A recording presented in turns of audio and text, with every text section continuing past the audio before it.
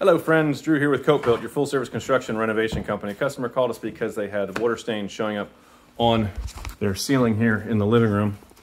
And you can see that stain sort of coming through there. And so we cut out a section of drywall, see what was going on. And we've got this real dark spot, which was underneath the beam there. And we got this lighter white spot where the moisture was picking up something and coming down. So I'm wondering if this wasn't where it was hitting and then it was just kind of running and soaking in over here. So I go up here and I look, and we got a piece of discoloration down here on the left-hand side of that beam. And so what we did is we took a measurement off this window, and it's about 18 inches off that window. So if we come outside and we say, okay, 18 inches off that window is right about where that edge of that wall is, we transfer that upstairs and it's right in the center of the upstairs window. So let's go upstairs and see if we can figure out what's causing the problem. So right here in the middle of this window, we have a new roof that was put on when the customer had this deck built, and incorporated some of the old deck, and they brought this the level up. So let me take you outside and show you what it looks like from out there. So this is very much the west side of the house, and all the wind and rain blows this direction. We had that crazy storm come through on Christmas Eve. That was just really hitting hard, and so that may have something to do with this, I'm not sure. But as we look at this roof that they put in to help bring in the peak from the new addition of the porch they put on and tie it in with what else was going in here, the builders brought this up really high to the bottom of this window, and probably higher than I might have liked to have seen. I think I probably would have rather seen this roof deck down about an inch. But we're trying to figure out why this is leaking when there's a problem. So we come down, we start investigating underneath, and I can see the nailing flange. We get the nailing flange in the window here. I can see the nails. There's no tape on that lower bash. There's a piece of tape here, but I'm not sure what it's supposed to be doing or where it's going. But right at the very edge, and a lot of times when we have problems with windows, it's at the bottom of J channels. This goes straight through the OSB plywood, and it's showing some signs that water's been getting in there. And so I'm guessing that right there is our penetration, and that's our problem.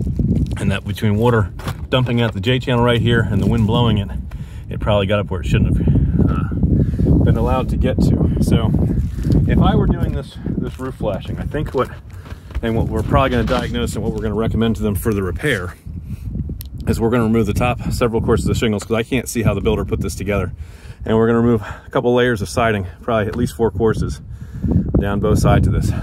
Probably going to take this 𝗂𝘂𝘀 window trim off and that 𝗂𝘂𝘀 window trim off. And we're going to take down the J channel corner post if I need to. And what I want to do is I want to get metal L flashing, if possible, up behind that lower nailing flange of that window. So any water that comes down that window gets on top of that nailing flange, gets on top of my piece of metal and comes out. So the metal goes behind, the L flashing goes behind that lower flange of the window. And so what it looks like they did is somebody put an L piece over here perhaps. I can't tell for certain it's under shingles, I'm hoping it is. But if there's some step flash, some L flash there, why did they stop it right at the edge of the window? Why wasn't it integrated as part of a continuous system all the way across the bottom of here? So what I would like to see to do this correctly, we're going to pull the shingles off, we're going to pull the siding off, we're going to come up with some sort of a continuous, as best we can, L flashing system across there.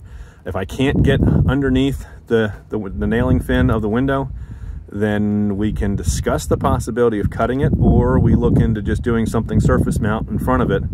But we have to make sure that any water that comes down the nailing fins on either side of the window winds up in front of our flashing on the bottom. So we have to figure out how we're going to do that. So if we wind up going in front of the nailing fin, then we have to add additional flashing up above to make sure that everything's going to wind up on top and coming forward. Because if it can get behind the layers of flashing, if it's a reverse lap, it's going to find a way into the house. So a couple layers of shingles come off, a couple of rows of siding comes off, trim comes off both sides of the window. We figure out the best way to flash this in a continuous piece, if at all possible. And then if we do have to put a gap, I don't want to put it where we have obvious places for water to want to get in, which is going to be under that side and under that side. Those would be no-nos. And find a way to do this better so that the water is being drained out onto the roof. And if the wind is driving, it doesn't have the opportunity to drive it back. You know, maybe we throw another piece of 𝗂𝘂𝘀 underneath there, underneath that window, to help prevent the rain from being able to be blown in there as easily.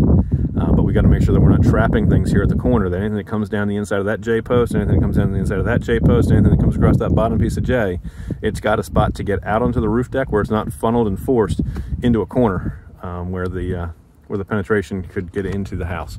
So that's gonna be my recommendation for this project. If we can help you solve a problem, give our team a call weekdays 9:30 in the morning until 2 in the afternoon at 484-748-0008. Choose option 2 for Coat Built, your full service construction and renovation company, and extension 2 for new projects. We are your Pennsylvania home improvement contractor, number 88078. There's nothing we can't help you with: roofing, siding, windows, doors, decks, kitchen remodels, bathroom renovations, finished basements, plumbing, electrical, drywall, water leaks, things that annoy you. If there's a problem, we can help you solve it at our house. Give our team a call or message us on Facebook. If you're watching on YouTube, hit that subscribe button and make sure you click that bell for all the notifications so you can keep up with the latest videos of what we're working on. We will catch you on another video. Remember, we're done with it. We're proud to say it's not just done. It was Coat Built. Bye for now.